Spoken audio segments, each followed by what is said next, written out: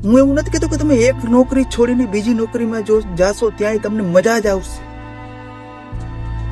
આનંદનો મતલબ માર્ગથી નથી, માર્ગી પર છે. જે માર્ગને પસાર કરે છે માણસ ઉપર છે.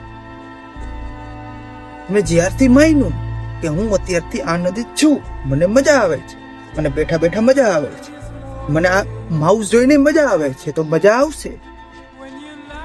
મજા લેવી ના લેવી એ પરિસ્થિતિ ઉપર 100% નિર્ભર નથી, માઇન્ડસેટ ઉપર નિર્ભર છે કે તમે કઈ પરિસ્થિતિમાં મજા લઈ શકો છો.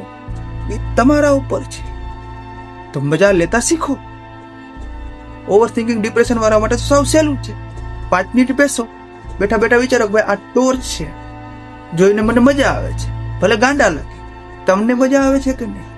મજા આવે છે તો ડોપામિન, સેરોટોનિન, ઓક્સિટોસિન રિલીઝ થશે. હેપી હોર્મોનને રોજે રિલીઝ કરતા શીખો.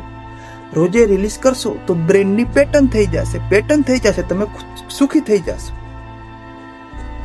બહુ સમજવું અઘરું નથી. અઘરું તમે કરીને રાખ્યું છે. તમે ડરેલા છો, ડરને સાઈડમાં રાખો. બરાબર? જય દ્વારકાધીશ.